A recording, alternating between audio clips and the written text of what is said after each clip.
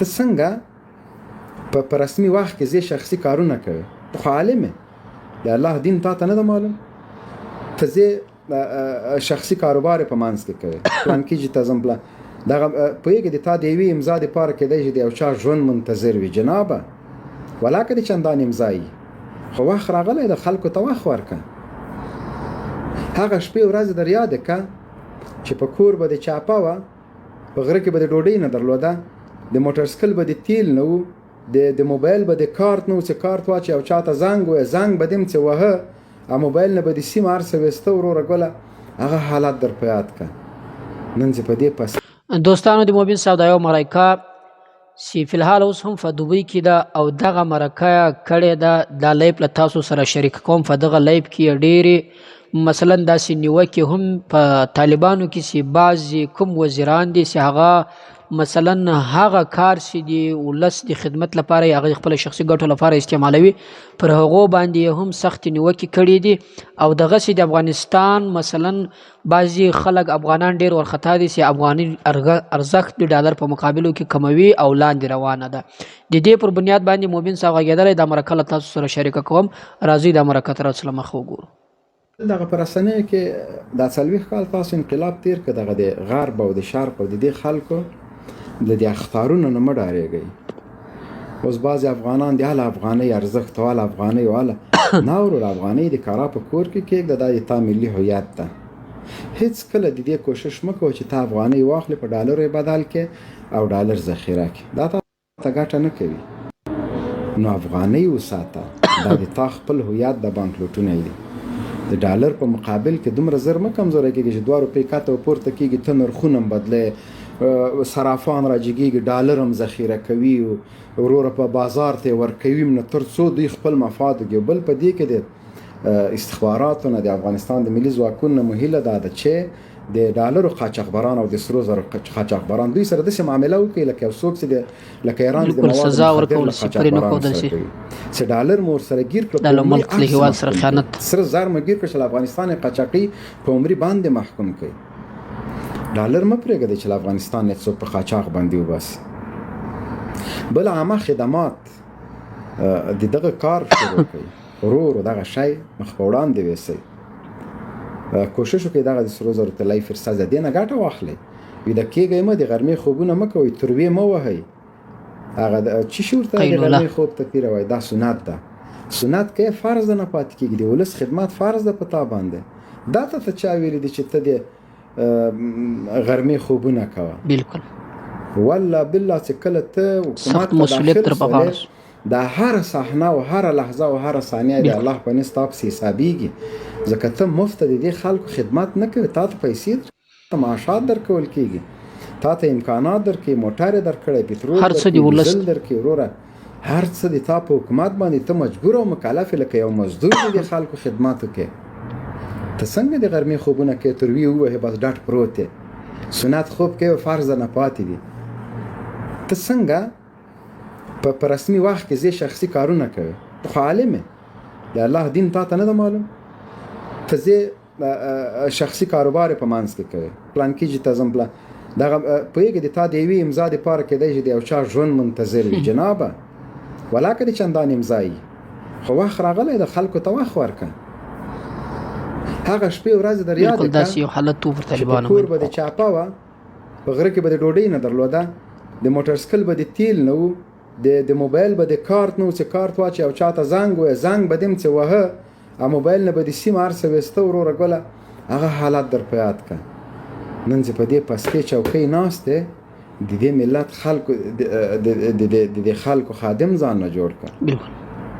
په کار هم داسې شلو خواو ته منډې مه وهه له ځان نه کته خلک وګوره د بېګا ډوډۍ نه ښه ده هفته بعد به وروره میاشتې په آخر کې به تنخوا واخلې تر دې بلې میاشتې پورې وهه او ډزوه تیل دی په حکومت موټر دی په حکومت خرشه دی په حکومت باډیګارتان دی په حکومت مزې کوه خو دې ملت ته خو کار هم وکړه که ستونزې او مشکلات هم حل کړه اداره په اداره یې مه ګرځه پلانکي ته ورسه پلانکي ته ورسه پلانکي ته ورسه رابطه وکړه دا وکړه دې ټولو رب ده نه پوښتنه کوي نو موږ او تاسو ټول د الله په نیز مسؤل یو، هر یو ته مسؤلیت راجع ده. یو چا سمه خبره درته کولی تا د اصلاح په خاطر د هغه خوله مه ورماته، ورسه خوله یې مچ کړه، دا تا سمې لارې ته راوړي. او که تا غلطه کوې یو چا درته ویلي چې ډېر ښه کار هغه مه پرېږده،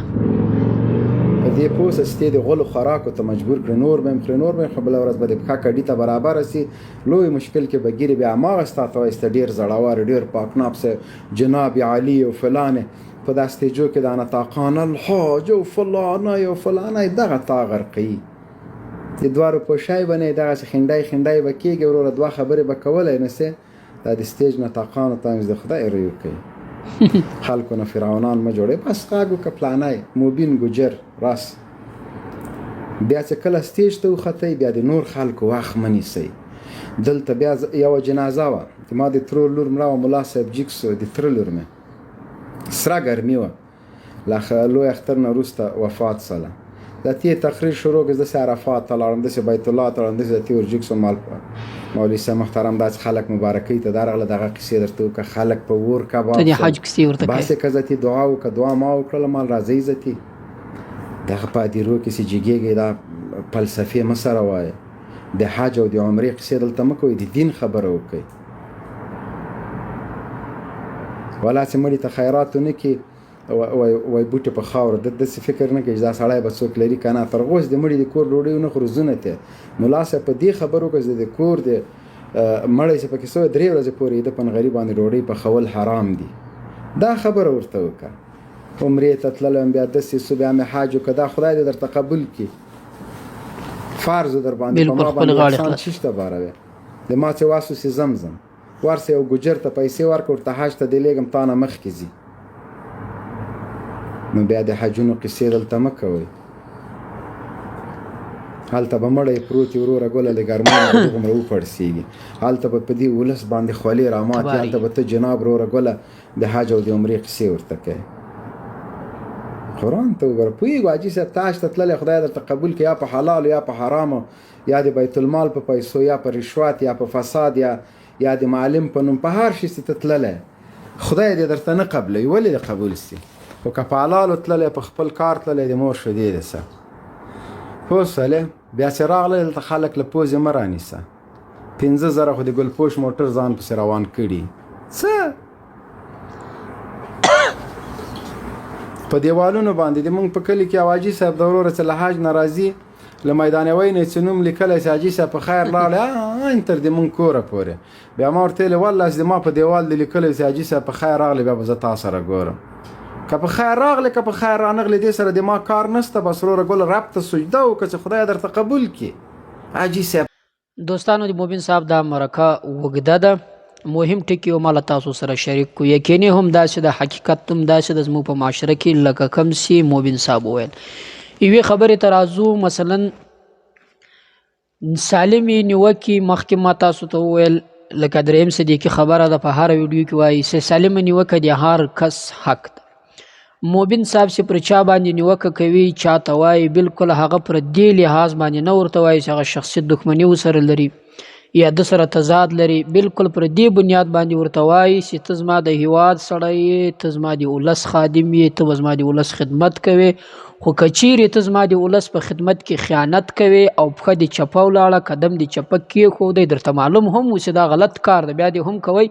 نو بیا دې موږ نه پرېږدو، موږ درته درېږو مخې ته، بیا موږ ستا په مقابل کې درېږو. لکه مبین صاحب چې وایي په نظام کې مثلا د نظام چې څومره کسان دي، په هر نظام، که په اسلامي نظام کې وي، که په جمهوري نظام کې وي، که په هر ځای کې وي، دا ګوري دا څه له جنته نه دی راغلی. دا هر یو د ولس خدمت به کوي، پر ده باندې فرض ده، لازم ده. ولس چې ده ته روپۍ ورکوي، پیسې ورکوي، ده ته معاش ورکوي، تنخواه بولې شرط یې بولې، دا ورکوي ده ته. دا په دې خاطر باندې نه ورکوي چې ته ښه سړی یا ته پر ما باندې ګران یې، دا په دې خاطر باندې ورکوي چې ته زما خدمت کوې، ته د ولس خدمت کوې، ته د هیواد خدمت کوې، په دې خاطر باندې یې درکوي. نو بیا چې کله ته په یو حکومت کې یو دنده، یو وظیفه اخلې، بیا پر ډیرو وظیفو کې مثلا و ډیرو کسانو داسې وي وزیرانو ته چې هغه ته معاش زیات وي، هغه ته د کور مثلا چې کم خرچه اخراجات وي هغه تر ډیره وخته مفت وي، خوسي وي، هغه دی پر دغه باندې وي، پر حکومت باندې وي، او کم چې دی موټر وي، کم چې د موټر چې کم پټرول بولي ډیزل یې هر څه دا ټول د سرکار د حکومت له طرفه دا ټول مفت. په دې خاطر باندې چې تاسو د ولس خدمت کوي، تاسو د هیواد خدمت کوي، نو ځکه دا شان تاسو ته مفت دی، فری دی، ځکه چې تاسو ګرځي نو تاسو مصرف راځي، تاسو مصرف سکی دا مصرف مفت دا حکومت پر خپل غاړه باندې اخستی. حکومت چې په کوم رفو درکوي دا رفی له ولس څخه راټولیږي یا ټکسونه یا څه هر څه ورته وایي پر دې بنیاد باندې. نو هر وزیر چې په هره اداره کې وي هغه لره دا فکار ده چې دی په پوره صحیح معنا باندې د ولس خدمت وکړي، په پوره په صحیح معنا په حقیقت سره د خپل هیواد خدمت وکړي. لکه څنګه چې د بچی د عزیز د قریب د ورور د خوریې د هر څه سی وي هغه شی هغه چې کله یو دسیه مثلا یو داسې قضیه د تراوړي یو کیس راوړي د ته چې دا را حل کا دی په هغې کې ګوري څومره زیات کوشش کوي، ولې د ورور ده یا د وراره ده یا د خوریې ده یا د داسې هر څه د نږدې قریب عزیز یا ده دی کوشش کوي چې دا کس له دې مشکل څخه زر وباسي. نو داسې به د بل انسان په حق کې هم دی داسې فیصله کوي، د هغه په حق کې به هم دی دا کوشش کوي چې د هغه فیصله د هغه کیس هم زر ختم کی او هغه انسان له هغه مشکل څخه ډیر زر خلاص کی. لکه څنګه چې دی خپل عزیز خپل قریب په حق کې دومره کوشش او مهنت کوي هغه زر خلاصوي له دې مشکل څخه، بل یو عام وګړی یو بل ولس د هیڅ هم نه ده په ژبه اعلان د خپل هغه هم د هغه لپاره باید دی کوشش وکړي چې د دې مشکل زر حل کړي. داسې ونه کې مثلا چې د یو تاریخ ورکوي وخت ورکوي پر پلانکي وخت راسه پلانکي وخت راسه په وس باندې یو هم فروي. یو خو یو انسان یو وزیر په یو څوکۍ باندې ناس یې کله د ته یو کیس راوړل سي هغه د تر وس بهاري داسې په صاف الفاظو د ورته وایي چې ورور جانه داسې تا کومه قضیه ستا کوم کار ده دا زما تر وس بهار ده زه نسم کولی پلانکي ځای پلانکی وزیر ناست هغه ته ورسه دا به ستا مشکل در حل کړي. نو داسې دی نه کوي چې دی وختونه ورکوي یا مثلا دی بل کس د ده په مقابل کې راشي هغه د ده ورتیر قریب عزیز وي شناخته وي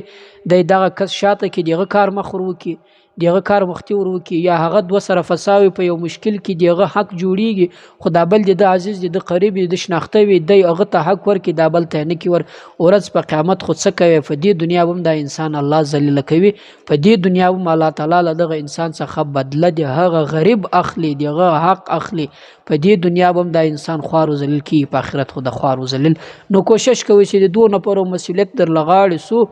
اول خو کوشش وکړئ مه کوي دا مسؤلیت که بیا هم نه پرېښودلاست مجبور واست بیا دا مسؤلیت پر داسې اندازه باندې پر خپله غاړه باندې واخلي چې په صحیح معنا سره د دې خلکو تر مابینځ مثلا خپل حق تقسیم کړي پر هغه طریقه باندې کوم چې تا ته ذمهواري در لغاړې شوې ده.